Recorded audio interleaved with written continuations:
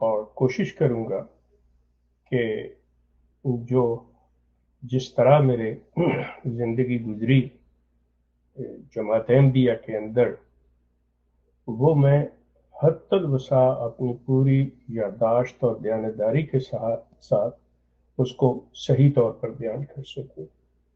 آپ میں سے بعض میری کسی بات پہ معترض بھی ہو سکتے ہیں، آپ میری کسی بات سے اختلاف بھی کر سکتے ہیں، جو کہ آپ کا حق ہے، لیکن میری کوشش کہ میں حقائق کو اسی طرح سامنے رکھوں جس طرح میرے پیش آئے یا میری یادداشت میں ہے یا جس طرح وقوع پذیر۔ تو میں شروع کرتا ہوں، کوشش کے سلسلہ وہیں سے شروع کیا جائے جہاں سے پچھلی مرتبہ میں نے چھوڑا تھا، کہ میں اپنی زندگی کے اس جوانی کے دور میں داخل ہو چکا تھا کہ جب جماعت کی ٹرمینالوجی میں ایک طفل جو ہے وہ خادم کی حیثیت سے خدام الاحمدیہ کی ذیلی تنظیم میں وہ آ جاتا ہے۔ اب یہ وہ دور ہے جو اگر میں اس کے کہوں کہ بڑا زندگی کے اونچ نیچ رولر کوسٹر کی طرح یہ چیز چل رہی ہے، کیونکہ اس دور میں خلیفہ ثانی کی ڈیتھ ہوتی ہے، مرزا ناصر گدی پہ بیٹھتے ہیں، مرزا ناصر کی ڈیتھ ہوتی ہے، مرزا طاہر گدی پہ بیٹھتے ہیں۔ یہ جو مطلب میں نے تین ادوار دیکھے ہیں، اور چوتھا جو ہے، چونکہ میں نے مرزا مسرور صاحب کی بیعت نہیں کی ہوئی، اس سے پہلے ہی میں جماعت کو چھوڑ گیا تھا، تو جو واقعات اس دور کے شروع کے ہیں اس سے میں ابتدا کروں گا۔ سلسلہ آپ یوں لے لیں کہ میں اگر 1965 پہ چلا جاؤں، جس وقت خلیفہ ثانی کی ڈیتھ ہوتی ہے، تو اسی 65 کے ابتدا میں میری ہمشیرہ کی شادی تھی، جس پہ میرے والد کے دوست مولوی عبد الرحمان صاحب جٹ، جو قادیان کے امیر جماعت تھے اس وقت، وہ شادی میں شرکت کے لیے والد صاحب نے ان کو مدعو کیا ہوا تھا، تو وہ آئے تھے۔ جب وہ آئے ہیں تو والد صاحب نے میرے ذمہ لگایا کہ میں مولوی صاحب کو لے جاؤں ربوہ،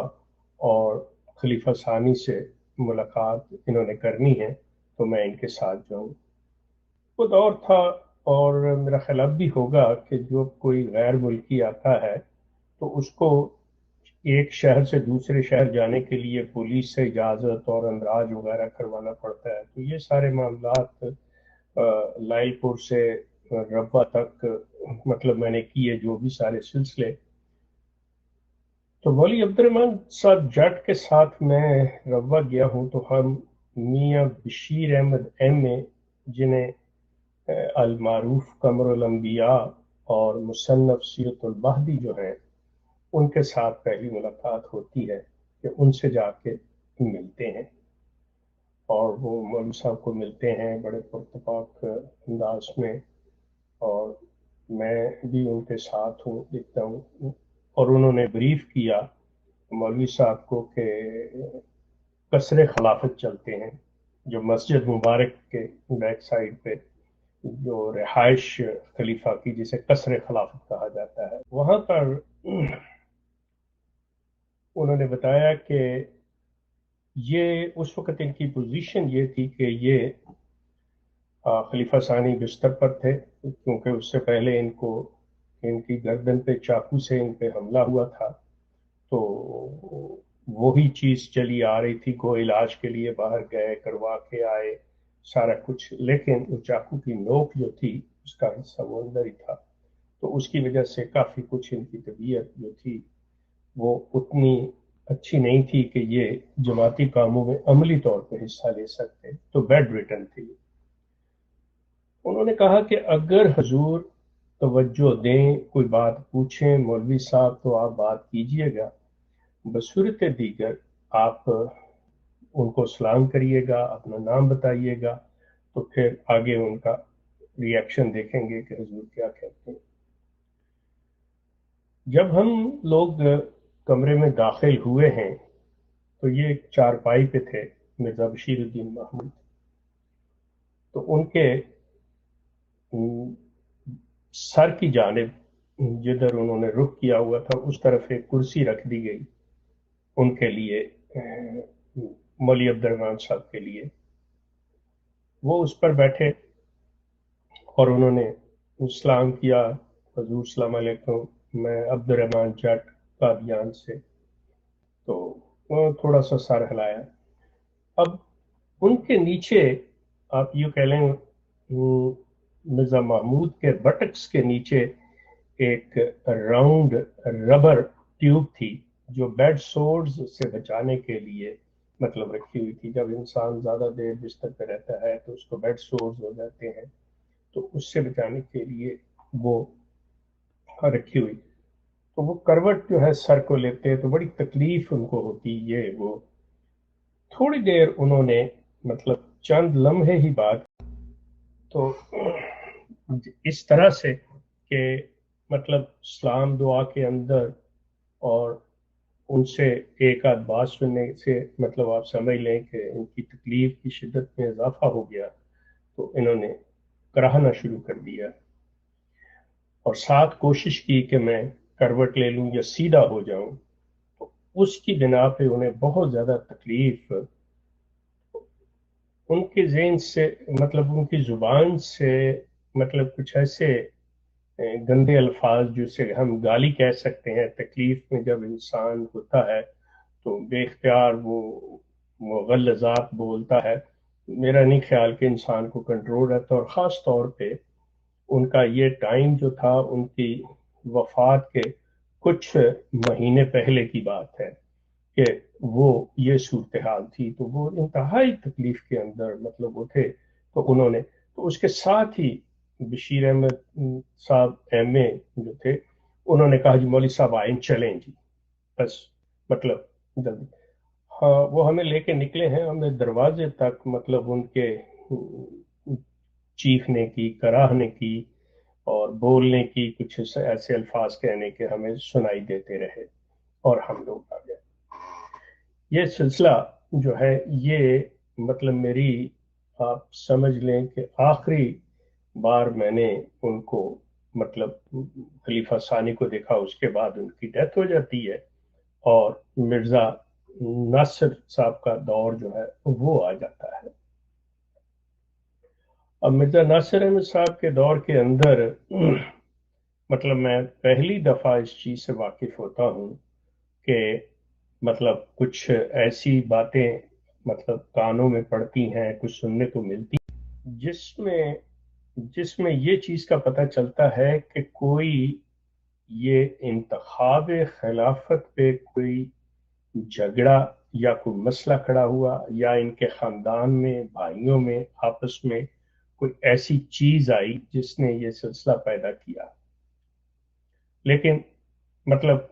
एक तरफ तो तवज्जो ना दी, इस चीज पे गौर ना किया, ना इसके बारे में ज्यादा क्यूरियस हुए कि पता किया जाए, कोई तजस्सुस वगैरह नहीं आया, इसलिए सुनी अनसुनी वाली बात कर दी गई। और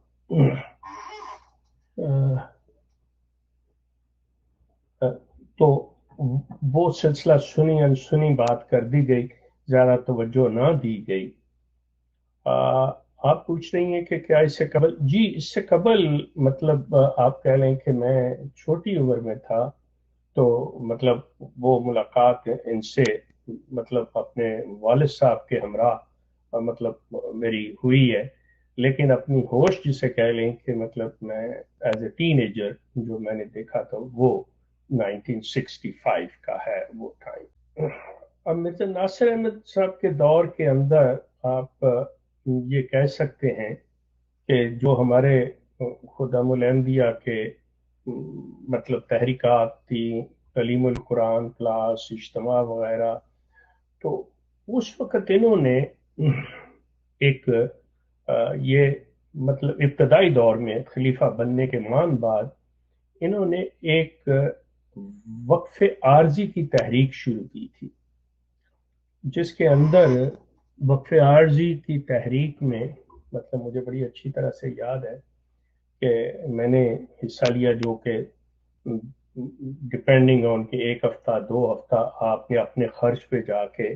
مطلب جس طرح یہ تبلیغی جماعت والے نہیں کرتے، بالکل اسی سٹائل کے اوپر. تو مجھے سوری ایکسکیوز مجھے بھیجا گیا رحیم یار خان. یہ آج بھی یاد ہے کہ میں وہاں گیا ہوں تو ریلوے اسٹیشن سے نکلتے ہی وہ مطلب ریلوے روڈ کے اوپر ہوٹلز تھے، ان میں ایک لاہور ہوٹل احمدیوں کا بڑا مشہور تھا، اور جو وہاں کی مسجد تھی وہ اس میں ایک صوفی صاحب تھے جو کہ لاہور ہوٹل کے مالکان کے والد تھے. ان کا تعلق بھی قادیان سے تھا. ان کی بیٹی جو تھی وہ میری بڑی ہمشیرہ کی آپس میں بڑی اچھی سہیلی. تو میں ان کے ہوٹل سے مطلب میں رہا ہوں وہاں کے مربی صاحب کے رہائش پہ، اور کھانا وغیرہ میں ان کے ہوٹل پہ اپنے خرچے کے اوپر مطلب کھایا کرتا تھا. یہ ان کے بیٹوں میں سے مجھے یاد ہے کہ سب سے ان کا چھوٹا غالباً بیٹا ذکا اس کا نام تھا، وہ مجھے یاد ہے. تو اس کے ساتھ پھر یہ کہ تبلیغ کے سلسلے میں کہ جی وہاں پہ وہ نماز پڑھانی، پھر وہاں پہ جو جماعت کے لٹریچر کے بارے میں، جماعت کی تاریخ کے بارے میں، احمدیت کی تعلیم کے بارے میں، وہ عمر جو تھی وہ اس میں بڑا جوش جذبہ اور بعض چیزیں دیکھ پڑھ کے ساتھ میں کوئی ایک دو کتابیں بھی تھیں ہماری تعلیم، ہمارے عقائد اس ٹائپ کی. تو اس سے جماعت کے لوگوں سے بات کرنی. حالانکہ مطلب میں یہ کہہ سکتا ہوں کہ میری کوئی اتنی سنجیدہ باتیں تو نہیں، لیکن جو سننے والے وہ لازمی ان چیزوں کو جانتے جو بیان کرتے. لیکن یہ ایک تربیتی آپ کہہ لیں کہ سلسلہ تھا جس کو مرزا ناصر احمد نے متعارف کروایا تھا کہ نوجوانوں میں، جماعت کے لوگوں کے اندر یہ چیز پیدا کی جائے تاکہ یہ تبلیغ کا سلسلہ جو ہے یہ چلے. یہ سلسلہ ہوا. اس کے بعد یہ جو سلسلہ آتا ہے آگے، تعلیم القرآن کلاس اور اجتماع وغیرہ بہت شروع سے چل رہے تھی یہ چیزیں. اسی آگے چلتے ہوئے ہمارے اس وقت کے جو صدر خدام الانبیاء، اب یہ میں آپ یہ سمجھ لیں کہ اس دور میں داخل ہونے لگا ہوں کہ جب یہ 70s کا مطلب الیکشن آتا ہے بھٹو دور کا، یہ جو الیکشن ہوتا ہے پیپلز پارٹی وغیرہ کا، اور اس میں مرزا ناصر جو فیصلہ کرتے ہیں کہ ہم نے اس پیپلز پارٹی کو سپورٹ کرنا ہے. اب اس کے اندر جو لوگ آپ کہہ لیں کہ فرنٹ لائن پہ تھے، ان میں مرزا طاہر، مرزا فرید، یہ دو شخص جو تھے یہ فرنٹ کے اوپر تھے. ان کا ملنا آنا جانا یہ سارا کچھ کرنا ان لوگوں کا کام تھا. اب اس دور میں ہمارے گھر پہ جو فون تھا وہ انٹرنیشنل نمبر تھا ہمارے پاس. یہ میرے بڑے بھائی جو کہ لائی پور کے اندر فیصل آباد میں، آپ یہ سمجھ لیں کہ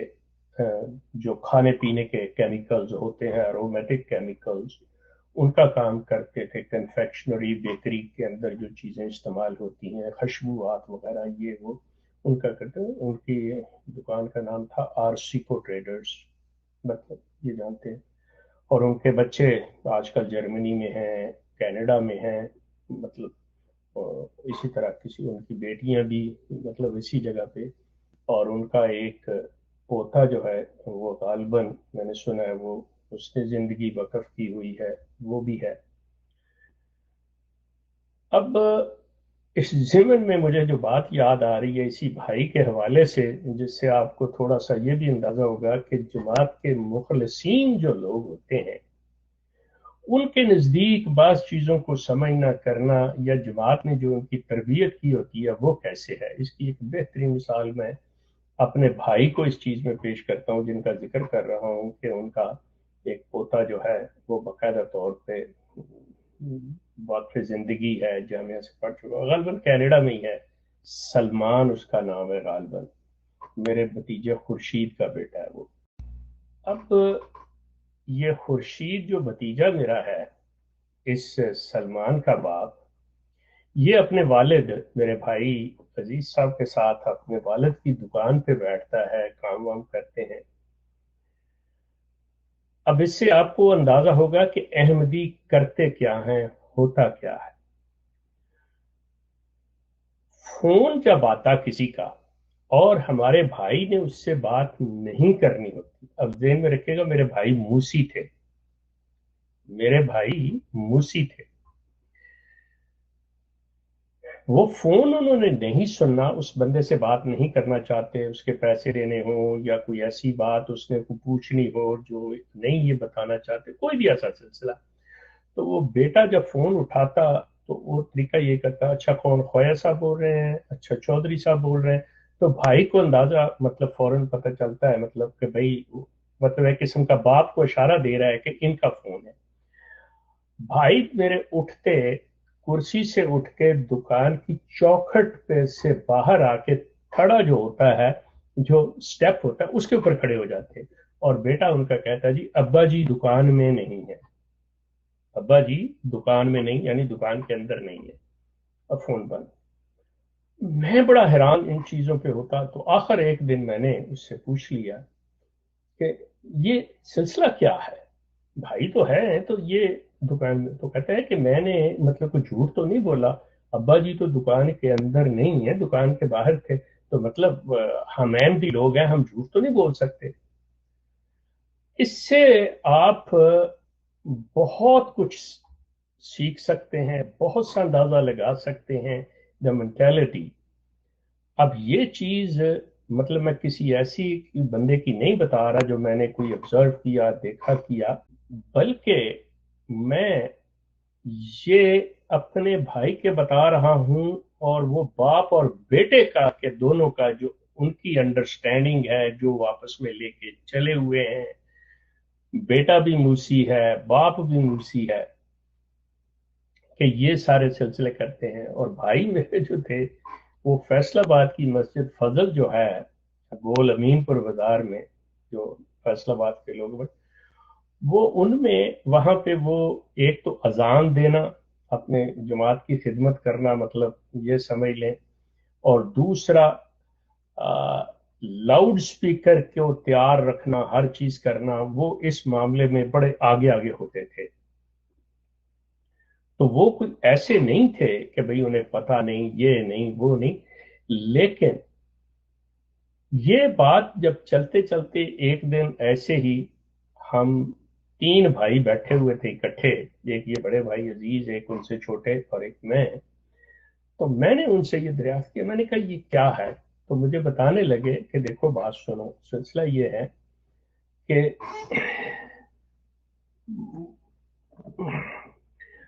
कि ये जो सिलसिला है ना, कि इसमें हमें हमारा मजहब इख्तियार देता है, वो हमें एक छूट देता है कि हम किसी चीज को अवॉइड कैसे कर सकते हैं, और उसका बदल क्या होता है, कैसे उस चीज को कर सकते हैं। इसकी मिसाल मुझे उस चीज से आ गई हमारे शेख बरादरी की, कि ये शेख साहबान जब बाहर से सामान तजारत का लेने जाते हैं, वो लेके आते हैं घर आके, बेगम साहबा कहती हैं जी ले आए, हाँ जी ले आए, अच्छा जी कितने का, मिसाल के तौर पे अगर वो कपड़े का कारोबार कर रहे हैं या किसी जिन्स का इजनास का कर रहे हैं, तो जी मैं 1 रुपए गज लेके आया हूँ, या मैं इतने मतलब पैसों का शेर या किलो लेके आया हूँ। तो वो बेगम साहबा कहती हैं अच्छा तुम ऐसे करो, इस पे थोड़े से 1 आना 2 आना मुनाफा रख के तुम मुझे बेच दो। तो वो आगे से कहते हैं चलो तुम्हें दे दिया, अब दोबारा तुम मुझे बेच दो। और वो अगले दिन जाके वो अल्लाह की कसम खा के कि मेरी अपनी खरीद इतनी है, इस अंदाज में ये जो चीज थी भाई साहब मुझे समझाने कि हम झूठ भी नहीं बोल रहे और बात सही है, क्योंकि हमने इसको ऐसे किया, हम जो कसम खा रहे हैं बिल्कुल सही खा रहे हैं कसम, गलत झूठी कसम नहीं खा रहे। ये अहमदियों की बात बता रहा हूं, मैंने किसी दूसरे मुसलमान की नहीं, ये घर की बात बता रहा हूं। और उनका ये बेटा जो है, भाई की तो डेथ हो गई, उनका बेटा जिंदा है, कनाडा के अंदर है। मतलब वो इस चीज को वेरीफाई कर सकता है, अगर उसमें इतनी हिम्मत और सदाकत हो तो कर सकता है, अगर वो गलत कहना चाहे तो भारत वो, लेकिन ये चीज हकीकत में इसी तरह। गलत से वो आप सवाल करेंगे कि मुखलिस किसे कहते हैं, इखलास को जांचने का मेयार क्या है। देखें, मुखलिस या इखलास को, इसको ये आप अगर सच्चाई का नाम दे लें तो हर इंसान के अंदर पैमाना उसके पास है कि मैं जो कह रहा हूँ सच कह रहा हूँ या झूठ कह रहा हूँ। सिंपल इज दैट, बड़ा सिंपल। इसके लिए कोई रॉकेट साइंटिस्ट होने की जरूरत नहीं है। ये चीज हर इंसान के अंदर ये जो है ये पैमाना लगा हुआ है कि उसे पता है मैं क्या कह रहा हूँ क्या नहीं कह रहा। तो इस तरह की चीजें, ये मैंने जैसे पिछली मरतबा बात की कि मेरी दादी के भाई जो मिर्जा साहब के 313 साहबा में से थे, और मेरी दादी भी 313, ये दोनों बहन भाई 313, तो वो किस तरह लकड़ी और कोयले के ऊपर पानी डाल के पानी छिड़काव करके उसका वजन बढ़ा के मतलब करते। सिलसिला में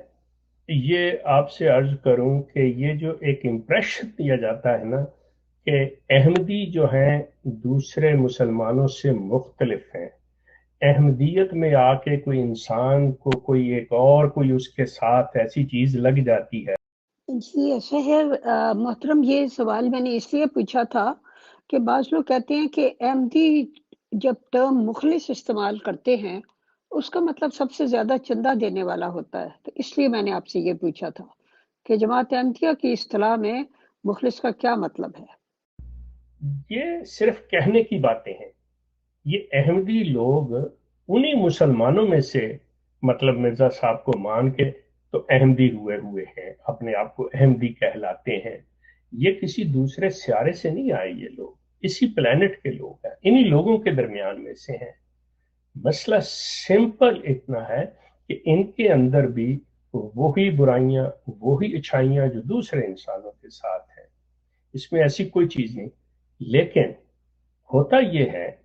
कि बाज किसी, आप जैसे बच्चे को किसी स्कूल में दाखिल करते हैं तो उसके सिलेबस के अंदर फर्क होता है कि एक मजमून पढ़ाया जाता है या पढ़ाने वाला अच्छा होता है टीचर, वो चीज जो है वो स्कूल के उस रिजल्ट को बेहतर करता है। बिल्कुल उसी तरह इस जमात की एक खूबी कह लें, ये मैं आपसे अर्ज करूं, देखें जो चीजें जमात अहमदिया के अंदर जो अच्छाइयां हैं, आप कतई तौर पे ये नहीं है कि बुग़्ज़ मुआविया हुब्बे अली में कि नहीं जी हमने तो इनकी बुराइयां बयान करनी है और अच्छाइयां जो हैं वो दूसरों की, नो, जो इनकी भी अच्छाइयां हैं उनको बयान करने में हमें कोई हेजिटेशन नहीं होनी चाहिए। जो अच्छाइयां हैं वो अच्छाइयां हैं। ये चीज जो है, ये जो शख्स बयान कर रहा है उसकी अपने ऊपर भी एक जिम्मेदारी और उसका कमिटमेंट होती है कि मैं जो बयान कर रहा हूं, मैं जो कह रहा हूं, मैं सच्चाई से काम ले रहा हूं। तो उसे अपने आप को इस जो एक बड़ी बारीक लाइन है उसके ऊपर खड़ा करना पड़ता है अपने आप को। इस जमात ने अपने लोगों की जो तरबियत की है उसके अंदर सबसे ज्यादा, हालां मैंने जो लिखा भी है वो है अंधी अतात, कि आपने ये नहीं सोचना कि क्या कहा जा रहा है, बस आपने ये देखना है कि हमें हमारे खलीफा ने ये बात कह रही है, बस हमने आंखें बंद करनी है, सर नीचे करना है और उसकी बात मान। जी बहुत शुक्रिया। का बहुत शुक्रिया, बड़ी नवाजी। बिल्कुल ठीक है, क्योंकि हर चीज के अंदर जैसे यही दीनदार, दयानतदार, नेक, अब नेक जो है वो नमाजें पढ़ने वाले भी नेक हैं, सच बोलने वाले भी नेक हैं, किसी को दुख ना देने वाले भी नेक हैं, हत्ता कि हम उनको मुत्तकी के दर्जे पे भी ले जाते हैं। बिल्कुल डिफरेंट है, बिल्कुल जमात के अंदर इसमें कोई शक नहीं है कि इखलास का और मुखलस का ये है कि जी बिल्कुल, फिर वो जमात के काम करने वालों को अगर तो वो गरीब है तो ये अंदाजा कर लें कि अगर तो कोई शख्स फाइनेंशियली इतना मजबूत नहीं है तो उससे गधों की तरह काम ले लिया जाए तो वो बड़ा मुखलिस होगा, उससे दिन रात काम ले लिया जाए बड़ा मुखलिस होगा। लेकिन उसी के बराबर पे दूसरा एक शख्स जो पैसे वाला है, वो तो ज्यादा पैसे दे के वो बहुत बड़ा मुखलिस है, उसका इखलास जमात के साथ ये है कि वो जी खलीफा साहब के लिए, ओहदेदार के लिए, मतलब हर वक्त कुछ ना कुछ करने को तैयार रहता है। सो ये चीजें जो है ये बनी हुई हैं, इसी तरह से चल रही। मैं अर्ज कर रहा था कि जमात ने जो अपनी तरबियत की हुई है लोगों की, वो अतात के मामले में उनको ये चीज से बता दी, सिखा दी, उनकी घुट्टी में डाल दी गई है कि आपने सोचना नहीं है, आपने गौर नहीं करना, आपने ये देखना है। आपने अक्सर देखा होगा और अभी तक ये चीज चल रही है कि मरकज से हुक्म आया है, मरकज ने ये कहा है,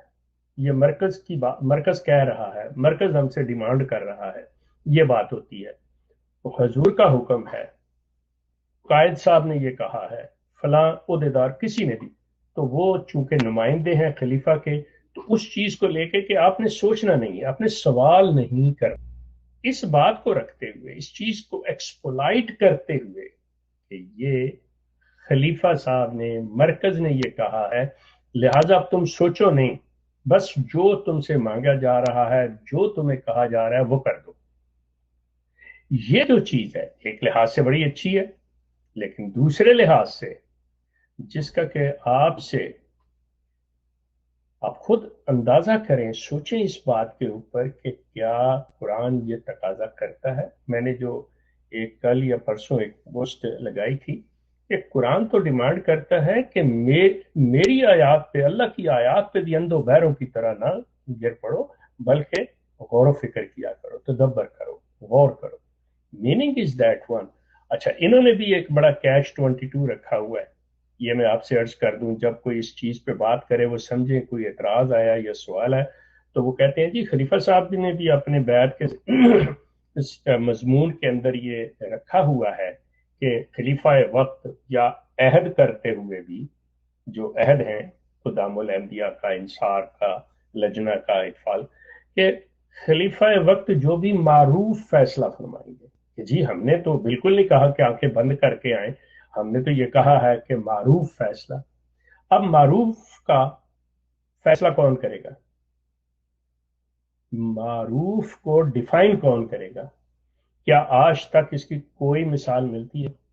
या चले से इट लाइक दिस वे कि मिर्जा नासिर अहमद का जो 74 के अंदर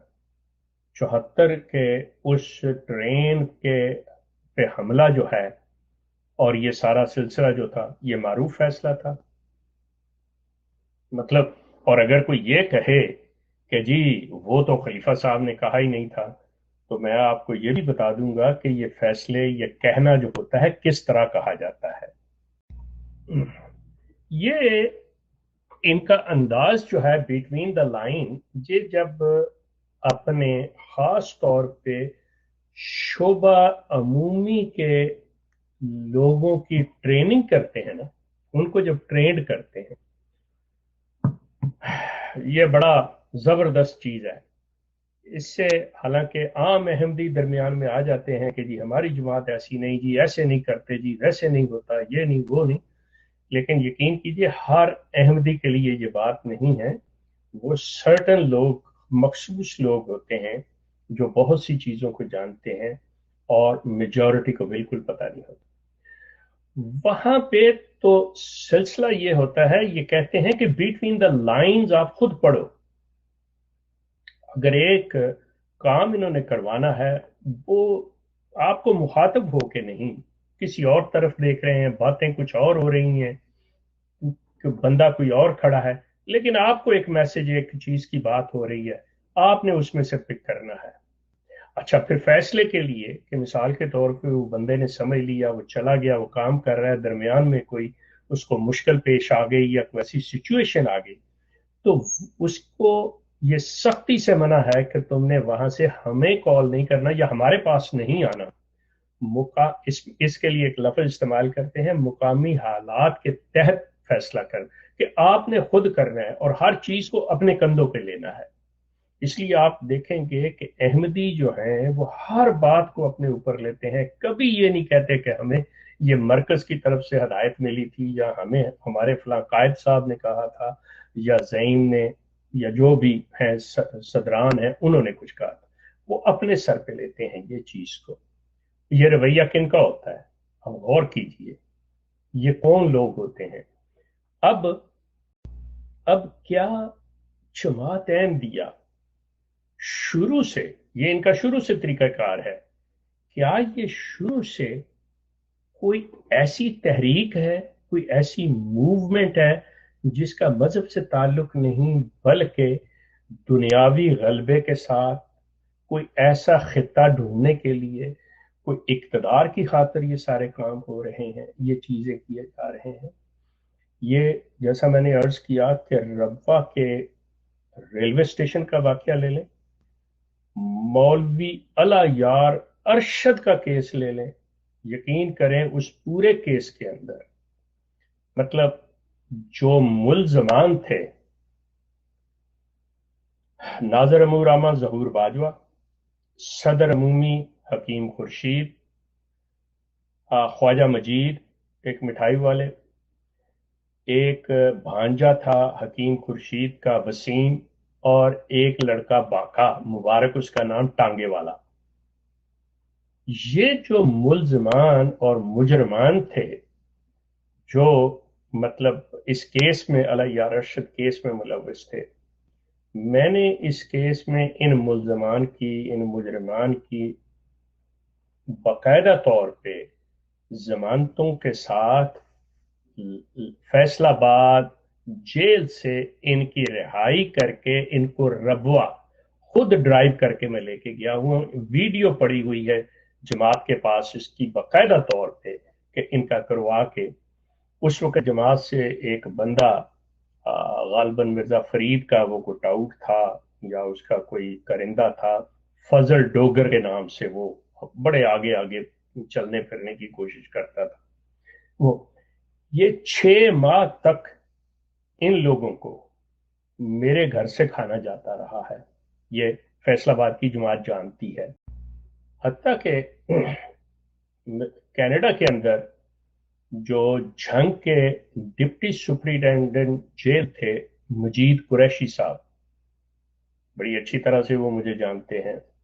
हाँ, इनको मिलने के लिए, इन लोगों को मिलने के लिए, इन कैदियों को मिलने के लिए हम झंग जाया करते थे। फिर झंग से इनकी ट्रांसफर करवाई हमने फैसलाबाद के अंदर। मजीद कुरैशी साहब बड़ी अच्छी तरह से इस चीज को जानते हैं कि यार फैसलाबाद की जेल जो थी उसके तकरीबन अमले को हमने खरीदा हुआ था। अब एक तरफ तो यह है कि रिश्वत देने वाला लेने वाला, अगर हम इतने ही दीनी जमात हैं, इतना ही हमारा सिलसिला है, तो ये रिश्वत देना और लेना, तो हमने तो पूरी की पूरी जेल जो थी वो जैसे कहना खरीदी हुई, बिल्कुल वो किया हुआ था। फैसलाबाद के अमीर जमात शेख मोहम्मद अहमद मजहर साहब जो एडवोकेट,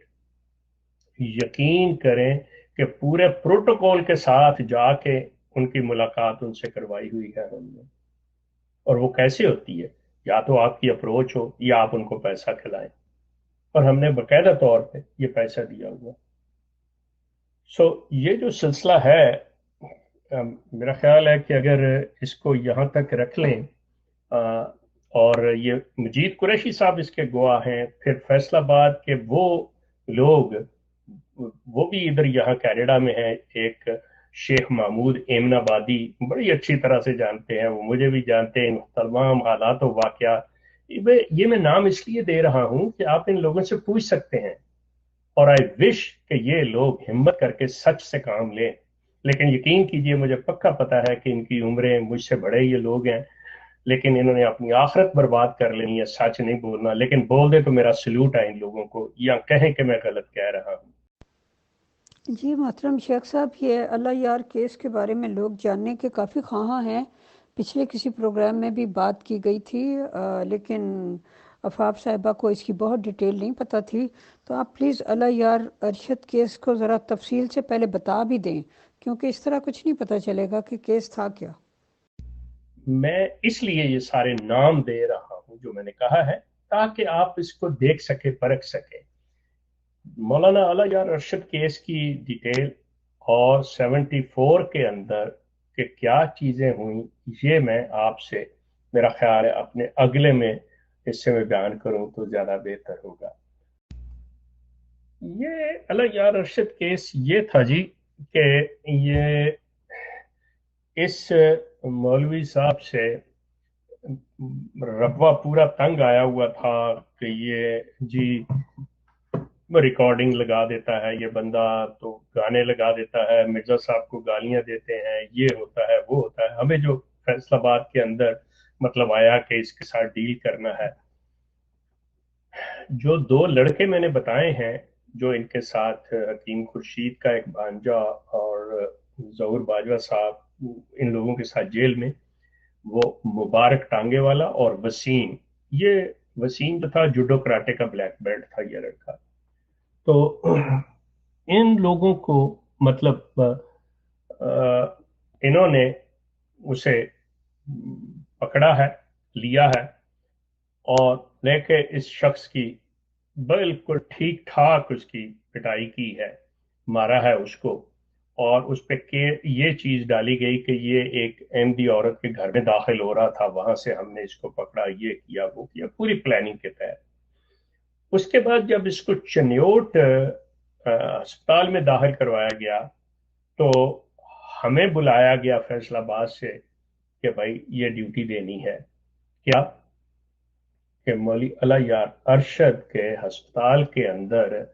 अब हम मुसलमान लड़कों का भेष डाल के ये वो करके, तो उनकी खिदमत के लिए ये वो पूरी निगरानी हर लिहाज से, हर चीज से कवर करना है, वो चीज किया। इसके साथ ही ये जो लोग थे, इनको, जो मुल्जिमान, इनकी देखभाल ये वो, उस वक्त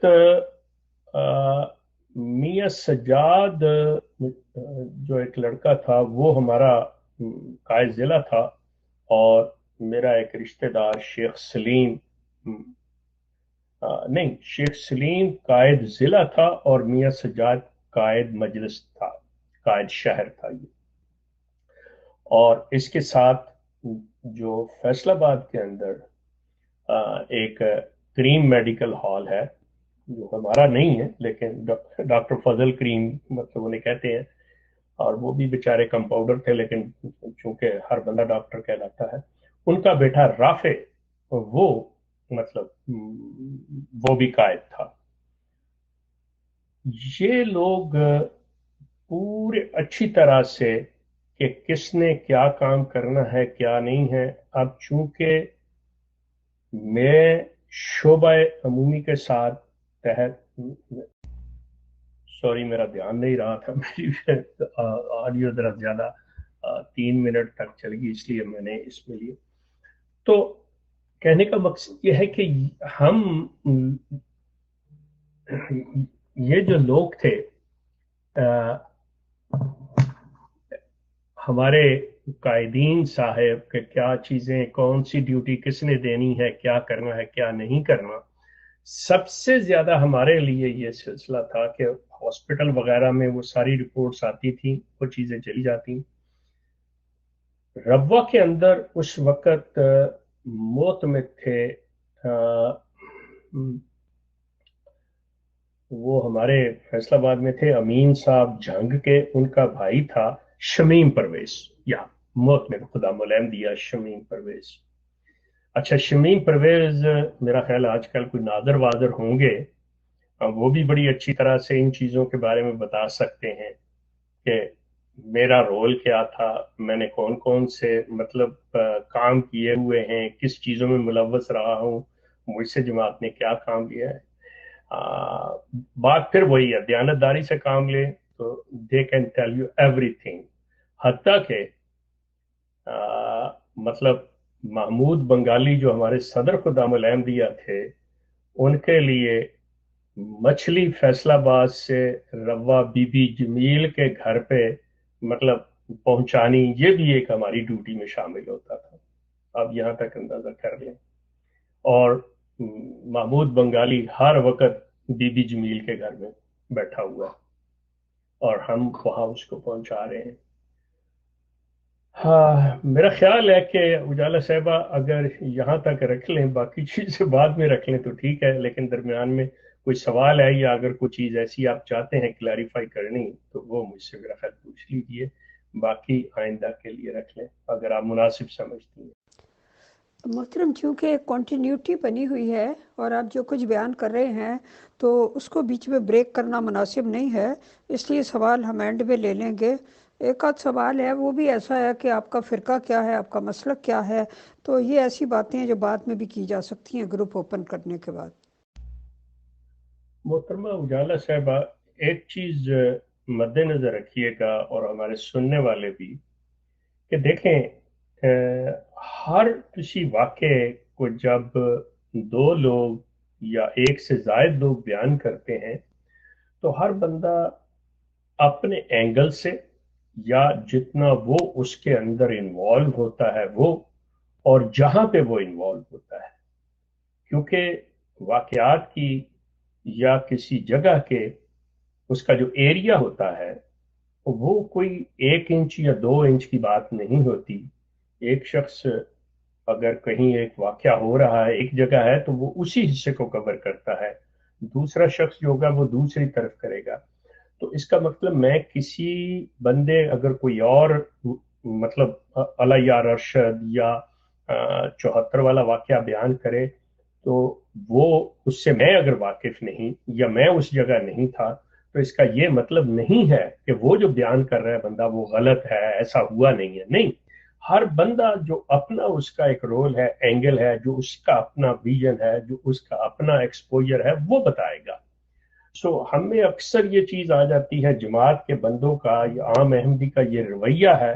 کہ وہ کہتے ہیں دوسرے کو نہیں تم غلط کہہ رہے ہو، تم جھوٹ کہہ رہے ہو، حالانکہ وہ شخص اپنا حصہ جو ہے، اپنی سائڈ جو ہے وہ بیان کر رہا ہو. تو اس کو اگر آپ مد نظر رکھیں تو ہم بہت سی چیزوں کی طے تک پہنچ سکتے ہیں اور بڑے حقائق کو ایک دوسرے کے ساتھ منسلک کر کے صحیح تصویر بنا سکتے ہیں. جی شکریہ. جی محترم، میں یہاں یہ جاننا چاہتی ہوں کہ یہ اس کا مطلب ہے کہ ایک منظم طریقے سے ایک کام کو کرنے کی سازش کی جاتی ہے، یعنی کہ پراپر ایک پلاننگ کی جاتی ہے اور اس کے اوپر مخلصین کا استعمال کیا جاتا ہے، پیسہ استعمال کیا جاتا ہے، طاقت استعمال کی جاتی ہے، اور اپنے مخالفین کا یعنی منہ بند کرنے، سزا دینے، حتیٰ کہ بعض لوگ یہاں تک کہتے ہیں کہ انہیں کیفر کردار تک پہنچانے کے لیے بھی یہ محکمہ جو ہے کام کرتا ہے. اس محکمے کی عمومی کی ہمیں ذرا ڈیٹیل بتائیں کیونکہ وہ ہمیں نہیں پتہ. جی بہت بہتر اجالا صاحبہ، بالکل ٹھیک ہے. تو خیر آپ پھر اس چیز کو لے لیں کہ اصل میں مولوی علیہ ارشد کو مار پیٹ وہ اس کی ہو گئی، یہ وہ سارا سلسلہ ہو گیا، جو کچھ بھی تھا وہ چلا گیا. اصل جو سلسلہ ہے وہ ان بندوں جو تھے، ملزمان جو تھے، ان جیل میں جو رہے، جیسا میں نے عرض کیا کہ وہ شروع کے ابتدائی دور وہ جھنگ جیل میں تھے. مجید قریشی صاحب جو آج کل کینیڈا ہوتے ہیں وہ بتا سکتے ہیں. یہ ضیاء الحق کا دور ہے اور ماشاء اللہ کے تحت ان کا کیس تھا وہاں پہ لگا ہوا. تو زیادہ تر ٹائم انہوں نے فیصل آباد جیل میں گزارا ہے. تو فیصل آباد جیل کے اندر تمام ملاقاتیں کروانی، مرزا طاہر احمد کے خط ان کے نام جو آتے تھے وہ انہیں پہنچانے، ان کے मतलब इनके घर वालों की, दीगर जमात की मुलाकातें करवाना, सारा कुछ करवाना, ये सारा अब बेचारा नसीम मेहदी जो हैं हमारे यहाँ के कनाडा के नेशनल अमीर, ये ये जो है वो अब इस हालत में नहीं है। अदरवाइज आप उनसे पूछ सकते हैं कि ये भी बिल्कुल बाकायदा तौर पे। अच्छा हाँ, सॉरी, मैं एक नाम भूल गया दरमियान में से, अपना अजीज भांबड़ी साहब, जो मेन बंदे थे, अजीज भांबड़ी, जिनसे मुलाकात के लिए नसीम मेहदी भी मतलब वहां जेल में आया करते थे, ये सब लोग। तो इनसे आप तस्दीक कर सकते हैं कि क्या होता, किस तरह से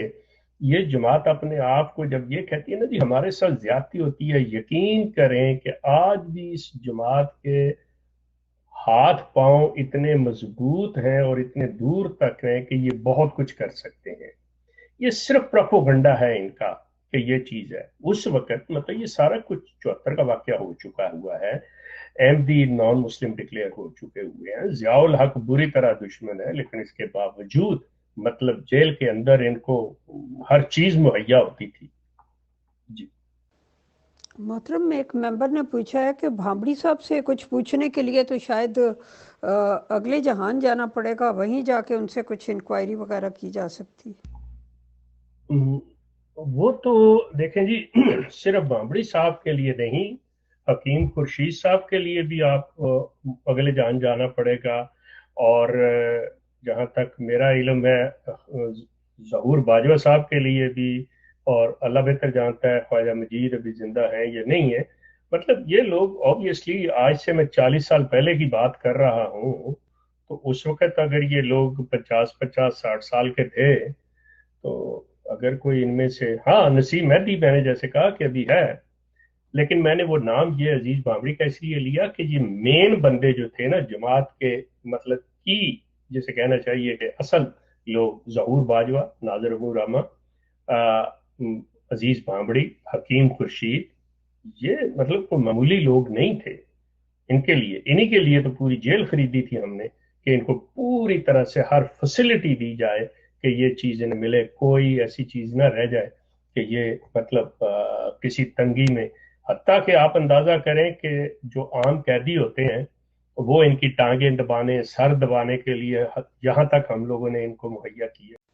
जी मोहतरम, एक मेंबर का सवाल है कि इंसान में कौन सी ऐसी गैर मामूली खसूसियात होती हैं जिसके लिए वो शोबा अमूमी के रुकन के तौर पे चुना जाता है। तो उजाला साहबा, अगर आप यहाँ तक इत्तेफाक करती हैं मेरे साथ के 1 घंटे का, तो बाकी फिर कर लें, या जो आप हुक्म करें। ठीक है, मैं इकट्ठे करने की कोशिश करता हूँ वो चीज़ों को, कि फिर आगे सिलसिला वो 74 वाला आ जाएगा कि जो मार कुटाई की गई, जिस तरह से ये सारा हुआ, और किस तरह से सरगोदा से मतलब रैकी करते हुए कौन लोग थे। मैं वो भी नाम बता दूंगा कि जो गाड़ी के साथ जिन्होंने बकायदा रवा में दाखिल होते इशारा दिया था कि ये डिब्बा है, यहाँ पे है फलां, ये सारा कुछ वो भी आ जाएगा कि किसने मारा, क्या हुआ, क्या नहीं। आप उसे गैर मामूली कह लें या ये चीज कह लें कि कोई इंसान जो, पहली चीज बुनियादी जमात के ओहदेदारों में ये जहन में रख लें कि जो कायदीन उमरा वगैरह होते हैं, या इस तरह के, चूंकि अमूमी की बात आपने की, कि जो फाइनेंशियली मजबूत हों, जिनके सोशल कॉन्टेक्ट्स बहुत ज्यादा हों, वो हुकूमती अदारों के अंदर जाने पहचाने लोग हों, ये जमात इन ऐसे बंदों को हमेशा अहम ओहदे दिया करती है। क्योंकि ये नहीं है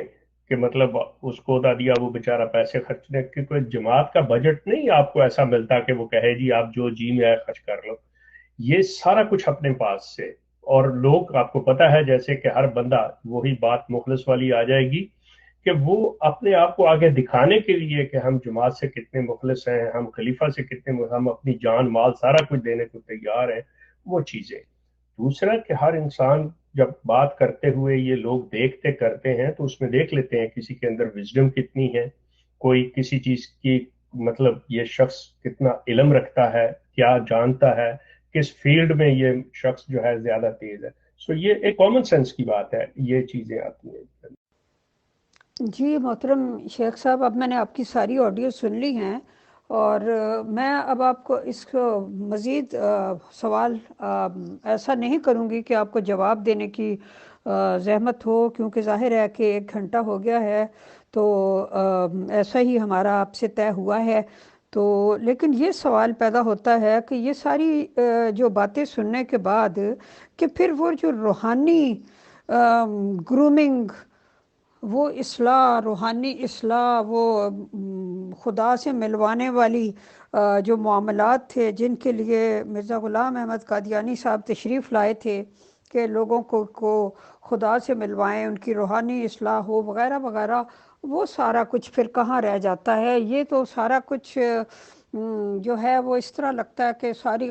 کام جو ہیں وہ اپنے ہاتھ میں لیے جائیں، اور عام لوگوں کی طرح جس طرح وڈیرے لوگ اور اس طرح کے مافیاز اپنے معاملات طے کرتے ہیں، طاقت سے، زور سے، پیسے سے، دھونس سے، دھاندلی سے، وغیرہ وغیرہ سے، اگر اسی طرح سے کام ہوتے ہیں تو پھر وہ روحانی گرومنگ اور وغیرہ وغیرہ وہ کہاں چلی کے جاتی ہے؟ تو میں اس کا جواب نہیں طلب کر رہی، میں محض اپنی ایک رائے پیش کر رہی ہوں۔ تو آپ کا بہت بہت شکریہ کہ آپ تشریف لائے۔ حکیم خورشید، جو خورشید یونانی دواخانہ والے تھے، صدر عمومی، ان کے دور میں جو روا کا تھانہ خریدا ہوا تھا اس کا تو مجھے پورا پتہ ہے، کیونکہ حکیم خورشید صاحب جو تھے وہ میرے رشتہ داروں میں سے، میری اور ان کی شادی جس خاندان میں ہوئی ہم دونوں کا سسرال ایک ہی، تو ان کے ساتھ مطلب زیادہ تر ٹھہرنا، بیٹھنا، اٹھنا، حتیٰ کہ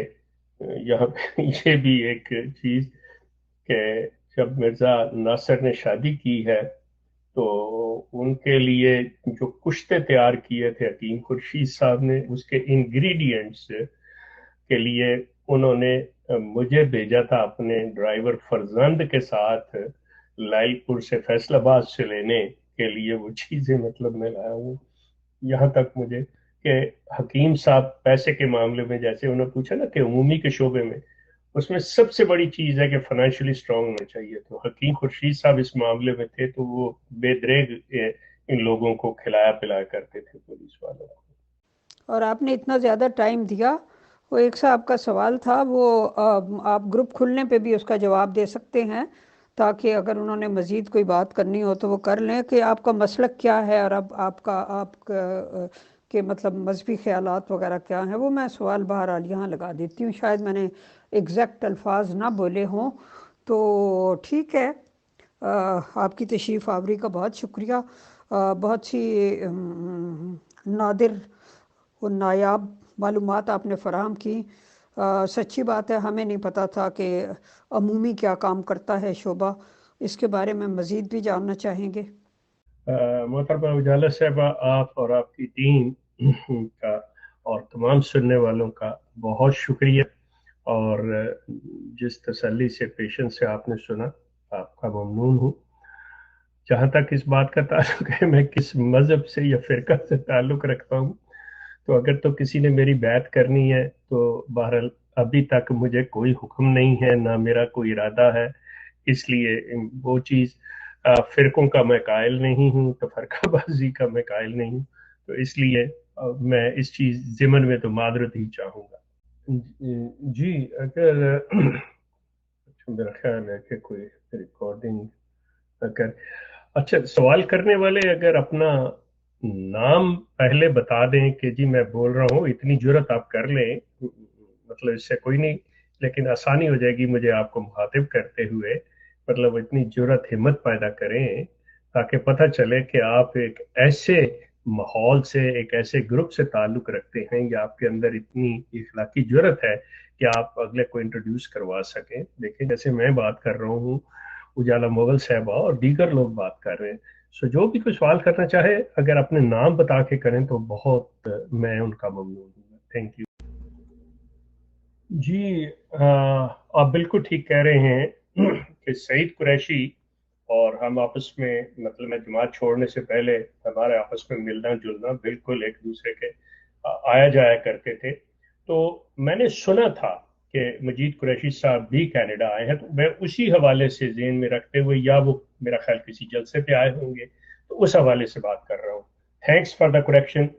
आई really thankful to you, thank you sir. आपने कहा कि मैंने मुजरमीन, मेरा ख्याल है कि मैंने मुल्जमान और मुजरमान, मतलब ये दोनों लफ्ज इस्तेमाल किए हैं मैंने। मुल्जिम मतलब उस वक़्त तक है जब तक कि उनके ऊपर जुर्म साबित नहीं हो जाता, और मैंने, मतलब आप कह लें, जो कि मैं गलत हो सकता हूँ बिल्कुल, और मैं आपके साथ इत्तेफाक करूंगा कि मतलब वो जो अरसा उन्होंने जेल में गुजारा है, मतलब मैं उस अरसे में उनको मुजरिम मतलब कहते हुए, और अगर मतलब वो ऐसी चीज नहीं, तो मुझे अगर नहीं कहना चाहिए तो मैं वापस लेता हूँ इस चीज को, इसमें ऐसी कोई बात नहीं है कि भाई मैं अगर ये लफ्ज इस्तेमाल कर गया हूं तो मैं उनके बारे में कह रहा हूँ कि वो मुजरिम है, नहीं। मतलब मैंने अगर गलत इस्तेमाल किया है तो बिल्कुल गलत है, ऑब्वियसली अगर जुर्म साबित नहीं होता। आपने कहा कि वो उसमें शामिल नहीं थे, लेकिन सवाल ये होता है कि ऑर्डर देने वाले, हुक्म देने वाले, काम करवाने वाले भी उसी चीज में आते हैं, तो इस लिहाज से उन लोगों को अरेस्ट किया गया था। बहरहाल ये एक अलग बहस है, लेकिन वो भारत मुल्जमान थे। आपका बहुत शुक्रिया जो आपने बात की। ये जो एक सवाल गालिबन अफाफ अजहर और एहसान परवेज, सैयद आमिर अहमदी वगैरह कि क्या अच्छे इखलाक का लिंक अच्छी इकोनॉमिक्स कंडीशंस से है, अगर ये कंफर्म कर दें कि आप लोग सवाल मुझसे कर रहे हैं तो फिर मैं इसको रिस्पॉन्स करूं, प्लीज इसको जरा रिस्पॉन्स करूं। शेख साहब, आपको ये वाक़े का मालूम ही नहीं ये शुरू कैसे हुआ, किसने क्या किया, कितने बंदे इन्वॉल्व थे, और किसके घर में वो जा रहा था और क्या कर रहा था। तो ये आप, अगर आपको नहीं पता था, आई डोंट नो, आपके पास इन्फॉर्मेशन ठीक नहीं आई। मैं नहीं कहता कि आप झूठ बोल रहे हैं, लेकिन आपके पास इन्फॉर्मेशन दुरुस्त नहीं है इस चीज़ की, क्योंकि उस चीज़ में मैं पूरी तरह इन्वॉल्व था। चलो मैं आगे आपके मैसेज सुन लूँ, बाकी आपको फिर मैं बताता हूँ असल वाक़या ना। अस्सलाम वालेकुम राणा साहब, देख लो ਤੁਸੀਂ ਬਿਹਤਰ ਸਮਝਦੇ ਹੋ। ਮੇਰਾ ਨਹੀਂ ਖਿਆਲ ਕਿ ਤੁਹਾਨੂੰ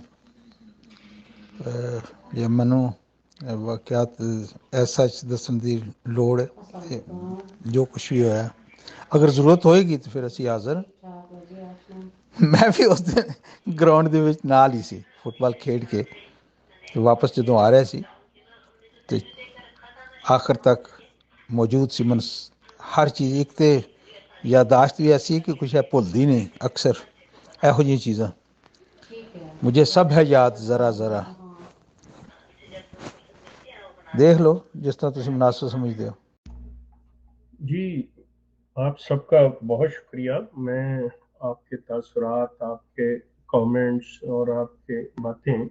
मैंने सुनी हैं, और मैं यकीनन आपके जज्बात को भी समझता हूँ, और उस चीज़ से मुझे कोई गिला शिकवा या शिकायत नहीं है।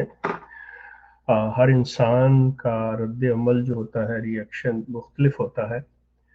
मैंने ये चीज़ बिल्कुल वाज़ेह तौर पे अर्ज कर दी, जिसको कि उजाला साहिबा ने भी मतलब इस चीज़ को एंडोर्स किया था, कि हर इंसान के जो अपने ज़राए होते हैं, या जिस मुकाम से वो ले रहा होता है, या जिस सोर्स से वो ले रहा होता है बात को, या जैसे उस तक पहुंच रही होती है, वो उसका एक्सपोजर उसी हवाले से और उसकी आगे बयान करना भी उसी तरह होता है। मैं आपके किसी भी